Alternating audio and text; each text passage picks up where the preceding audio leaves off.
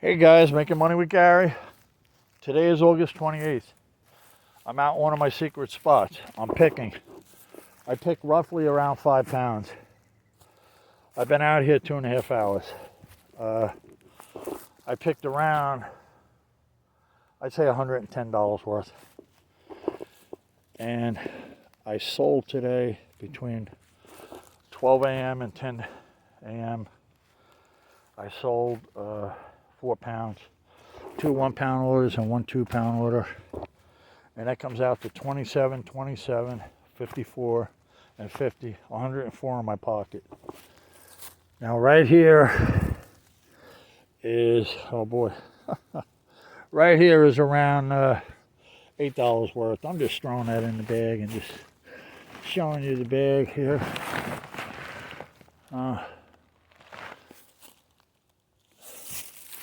The bag's about halfway full. I've been out here, like I said, 2.5 hours. I picked $110.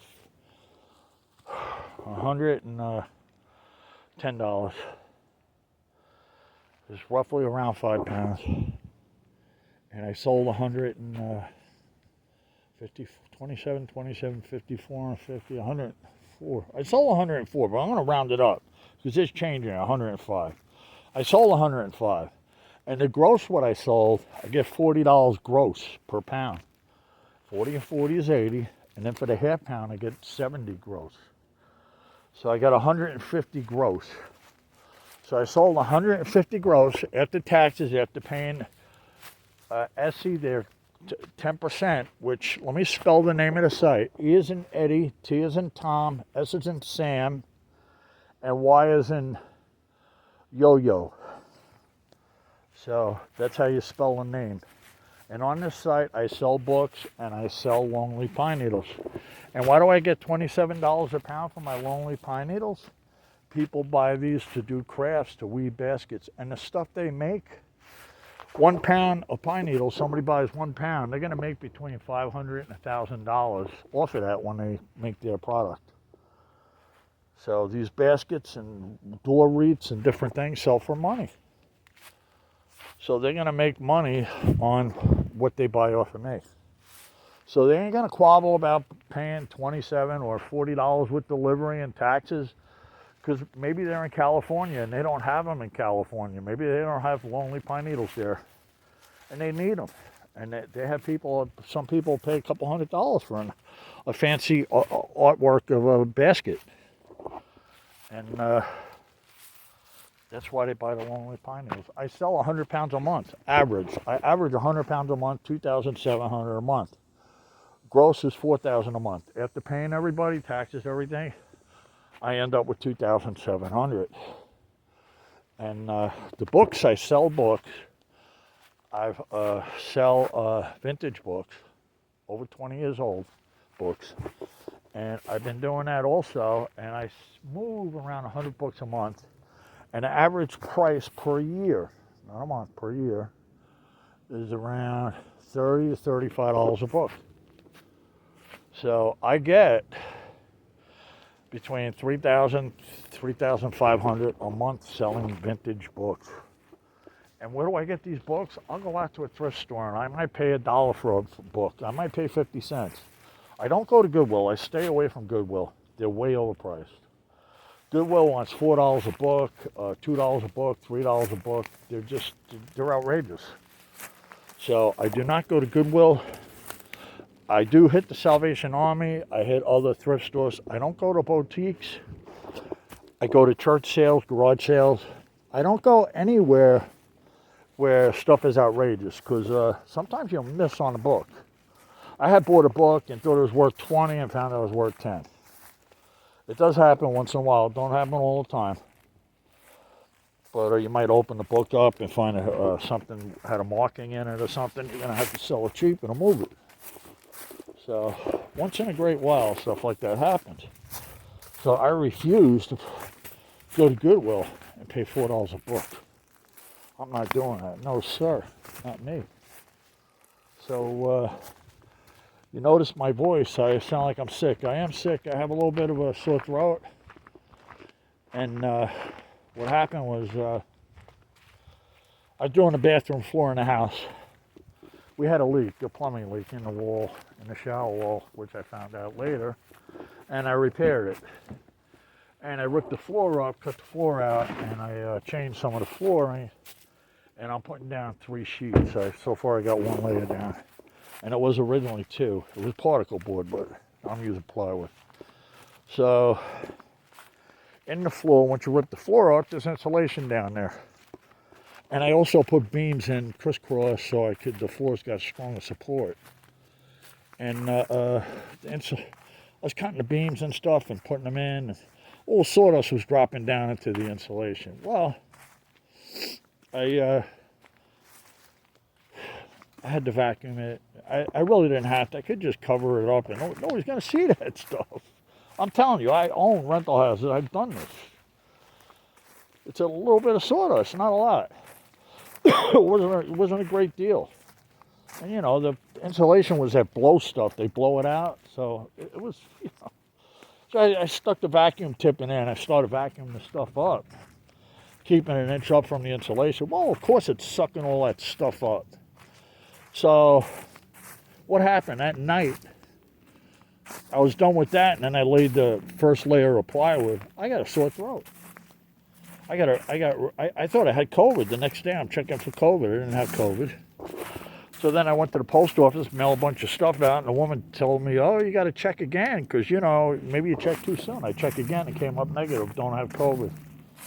So I'm talking to my wife about it, and my wife says, maybe with the insulation. And I said, oh, yeah, that's it, the insulation. I didn't have no mask on or nothing.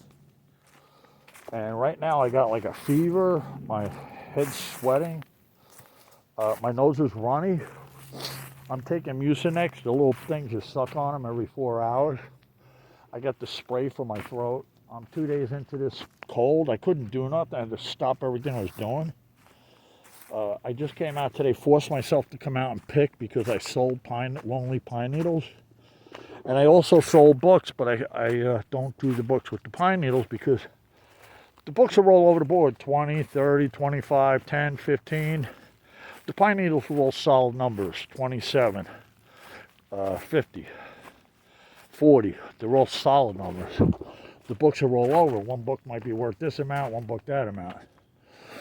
So I don't mix it up. So I'm going to have another video with the books.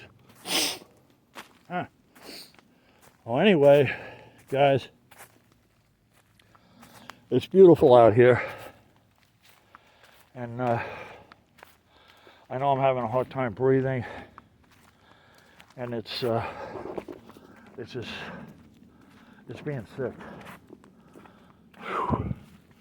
I'm trying to make this video at least 10 minutes. All right, guys.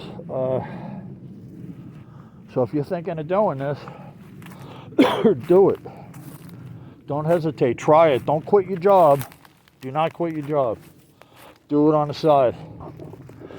Do it on the side. See what kind of clientele you build up. It's found money.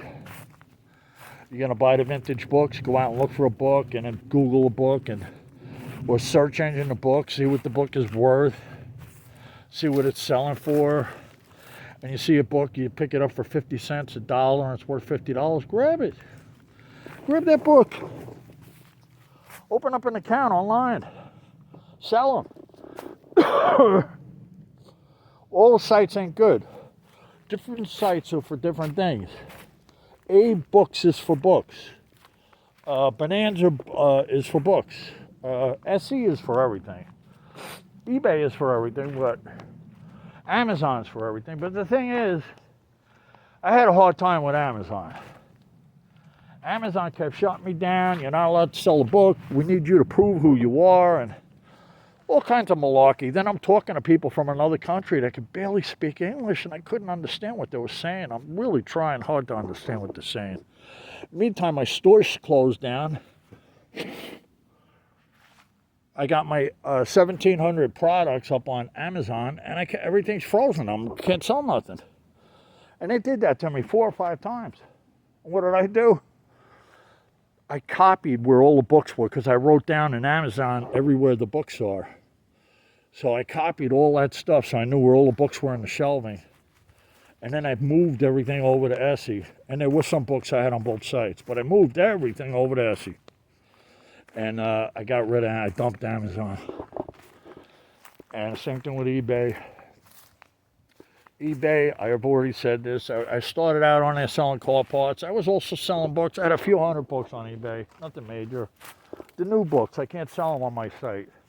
You can't sell new books on the site. They got to be vintage. They got to be over 20 years old. So I throw them up on eBay, A-books, Bonanza books, whatever. So I was doing eBay, and I had a couple hundred books up there, and like nothing was moving. I just, you know what? I I pulled everything off of there. I donated a whole bunch of stuff. I donated it. I didn't lose money. I make so much money I can't lose. A lot of the books I paid $1 for, 50 cents. Maybe I donated over time. Over time, I might have donated 500 books. But believe me, I sold plenty of $100 books. I didn't even take a loss. I didn't even feel it. It was like a little bump in the road. It was nothing. Because I sell so much. I got 1,900 products up there. Not now. I've been selling. Now I'm down to 1,800 and something. I'm going to get back up to 1,900. I've been sick, so. But I'm moving stuff. I'm moving a couple hundred items a month. I mean, between the Longleaf pine needles and stuff, it ain't going to show up like that. You look at my website, you're like, wait a minute. He said, well, what happens is I have people buy 5, 8 books at a time. I'll have a collector come in, and they'll buy 8 books off me. They'll go and scan through my site, and then maybe they resell them. I don't know.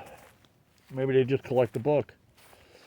I had people come in for pine needles, and they'll order 3 orders. I had a guy the other week. They ordered 4 2-pound orders, 4 of them to one person. So when you look at it, it shows up as 1 order. I had 1 sale. I did not have 1 sale. I sold 4 orders of pine needles.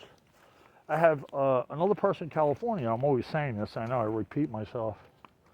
They buy 3.5 pounds at a time, and at times they'll buy 3.5 pound orders. And them 3.5 pound orders, it's sometimes I'll split them up into 2 things to ship them. But it'll come up as one item sold. And I get plenty of people that'll buy 4 or 5 books at a time, and it'll show up as 1 sale. And it's not. It's collectors. They come in my site. I know what it is. It's collectors. They come in there and they'll grab a book and they think they can move it for a little more money, and they do. Or yeah, I do, and I do get people that collect books that I had people asking me about the Civil War books, and they were looking for sets from the 60s and 50s, and I had them, and they collect them, and they buy them off of me. They buy every one because that's what they collect. They like that stuff, and it's old vintage books. They put them in a bookshelf, and it looks beautiful. So guys, you could do this. If you're going to do this, you could do it. You could sell. Do it a little bit at a time. Don't try to do it all at once. It ain't going to happen at once. Rome wasn't built in a day. That thing is so old, it's old in the dirt. But what you got to do is you got to list like 4 items a day, 5 items a day, like that. And everything you list, make sure it's going to move. Don't buy stuff that there's 500 of them for sale on the site, because then you got a lot of competition. Everybody's going to undersell everybody, and it's never going to sell. It's going to sit there. Find a book that 5 people have it, no one else. Yet everybody's looking to buy it. That's the book you want. Find a book that's from 1910 or 1920, and you pick it up for 50 cents, $1. It don't matter who has it, who don't have it. You're definitely going to get money for that book. In the worst scenario, if the book's all over the place, because of its age, you're going to get like $20 for it, perhaps. So when you see an old book, grab it. Don't say, oh, no. I mean, make sure the condition's good. Make sure the condition's fair. But this is how it's done.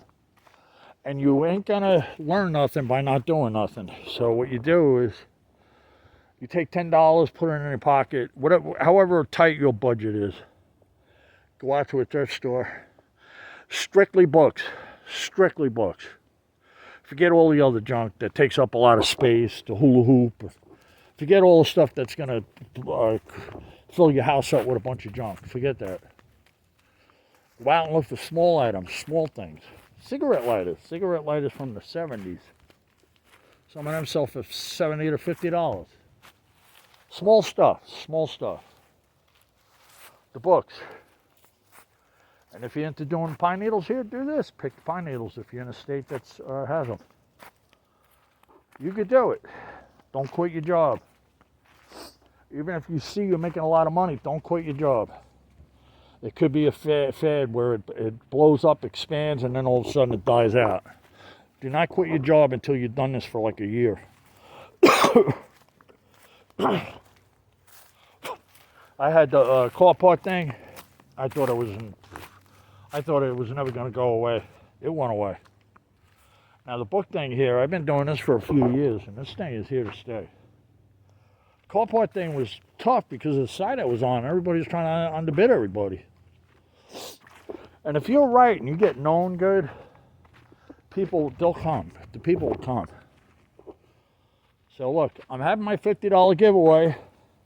If you're interested, enter the contest. Go into the video. The September 1st is $50 giveaway. Look for that video. Put in a comment you subscribed and you'll be entered into the $50 giveaway. I'm going to try to have the $50 giveaway for every month for the next 4 months till the year's up. There should be no reason why I don't. So, if you didn't subscribe to my channel, subscribe. If you already subscribed to one video that you entered the contest, do it again when the next one comes out. I put them out after the first. I'm going to have the drawing. And then either the second or third, I'm going to have the next video for the next $50 giveaway. You could enter that one. Put I'm already subscribed, but I'm entering the contest. And then I'll know to enter you into the contest. You have to go into the video, into the comments. Okay, guys, I am really feeling not too good, but it's all right. I'm going to go home and take medicine, and I'll get better. Stuff happens. What are you going to do? All right. Making money with Gary. Over and out, guys.